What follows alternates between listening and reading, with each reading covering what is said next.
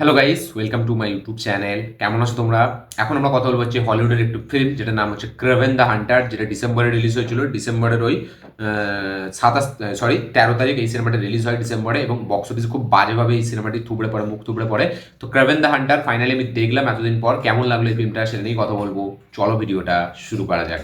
তো কেমন হলো Aaron Taylor Johnson starrer film Kraven the Hunter. এটা মার্ভেলের কমিক্সের ওপর, যে এই মার্ভেলের যে কমিক্সের ক্যারেক্টার, ঠিক আছে, ক্রেভেন দ্য হান্টার, ঠিক সেই সেম নামেই এই ফিল্মটাকেও মানে আনা হয়েছে ক্রেভেন দ্য হান্টার নামে, যেটা প্রডিউস করেছে হচ্ছে কলম্বিয়া পিকচার্স মার্ভেলের সাথে, এবং সোনির স্পাইডারম্যান ইউনিভার্সের 6 নম্বর ফিল্ম এটা। তো এই ফিল্মটা এক লাইনে যদি আমি রিভিউ করি, এই ফিল্মটা কিন্তু খুবই আমার একটা অ্যাভারেজ ওয়ান টাইম ওয়াচ একটা ফিল্ম মনে হয়েছে।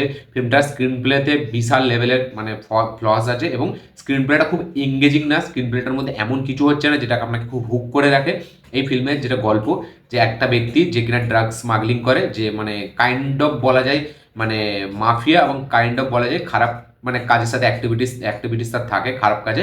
এবং তার দুটো ছেলে আছে, একটা হচ্ছে আমাদের দিমিত্রি এবং আরেকটা হচ্ছে আমাদের ক্রেভেন, সরি ক্রেভেন না, সার্গে।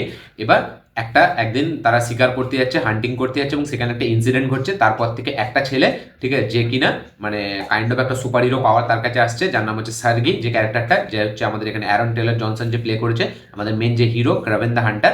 এবার সেই পাওয়ারটা তার কাছে আসার পর সে একটা লিস্ট বানাচ্ছে, ঠিক আছে, যেটা কিনা খারাপ মানুষদের সে হান্ট করবে, শিকার করবে, এবং খারাপ মানুষদের একটা লিস্ট বানাচ্ছে। এবার সেই লিস্টের মধ্যে কি তার বাবার নামও আছে? তো এবার যদি থাকে তাহলে তার বাবাকে কিসে মারবে সেটা দেখার জন্য এই ফিল্মটা দেখতে হবে।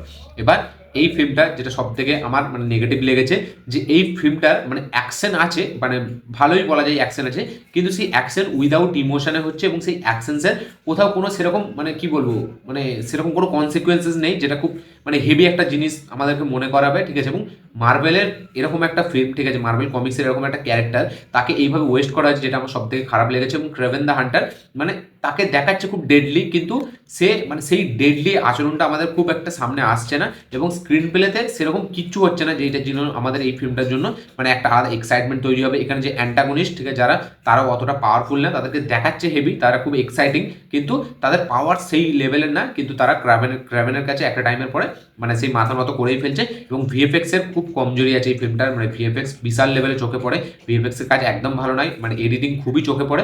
তার পাশাপাশি এখানে অ্যারন টেলর জনসন সেই একমাত্র ভালো কাজ করেছে, বাকি এখানে কিন্তু সাইড ক্যারেক্টার যারা আছে তারা কেউ সেরকম ভালো কাজ করতে পারেনি, এবং ফিল্মটা কোথাও গিয়ে সেই লেভেলের এক্সপেকটেশনটা ম্যাচ করতে পারেনি যেটা ট্রেলার টিজার লেভেলে আমাদের দেখাচ্ছিল।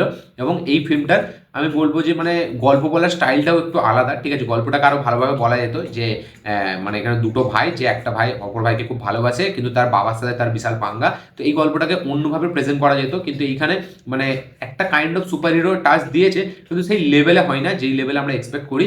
এবং ফিল্মটার মধ্যে এমন কিছু মুভমেন্টস নেই যেগুলো আমাদেরকে মানে হেভি কিছু প্রোভাইড করবে, যেগুলো খুব হাই দেবে, এজ অফ দ্য সিট কিছু ব্যাপার দেবে, সেরকম কিছু না। ওই জন্য কিন্তু ফিল্মটা বক্স অফিস খুব দারুণভাবে মুখ থুবড়ে পড়েছে। 110 মিলিয়নের বাজেটের ফিল্ম, যেটা কিনা 60 মিলিয়নও বক্স অফিস করতে পারেনি। তো আমার তো মানে খুব একটা হেভি লাগলোই না, একটা one time watch decent film, এবং খুব একটা বেশি কনভারসেশনেই ফিল্মটা কেটে যায়। মানে অ্যাকশন স্পেকটাকেল কিছু আমরা সেরকম লেভেলের কিছু দেখতে পাইনি যেরকম আমরা চাই। এবং ফিল্মটার ব্যাকগ্রাউন্ড মিউজিক আমার অতটা হেভি লাগেনি, যেরকম একটা মিউজিক হওয়া দরকার অ্যাকশন সিনসে।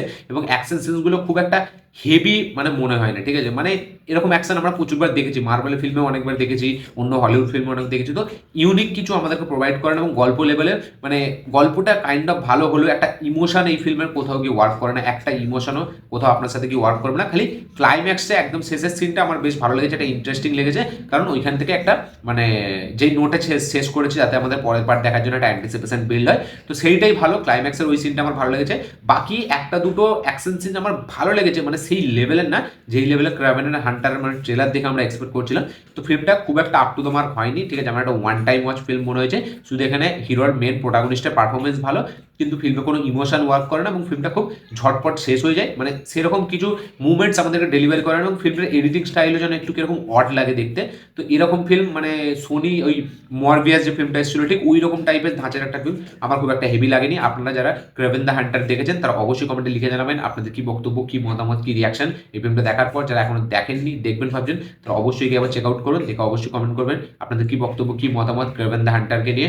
এবং মানে ফিল্মটা মানে যেরকম আপনারা এক্সপেক্ট করেছিলেন সেই লেভেলে কি হয়েছে এবং কতটা ডিসঅ্যাপয়েন্টমেন্ট করেছে আপনাদেরকে সেটা অবশ্যই কমেন্টে লিখে জানাবেন, নাকি খুব ভালো লেগেছে আপনাদের সেটাও কমেন্টে লিখে জানাবেন।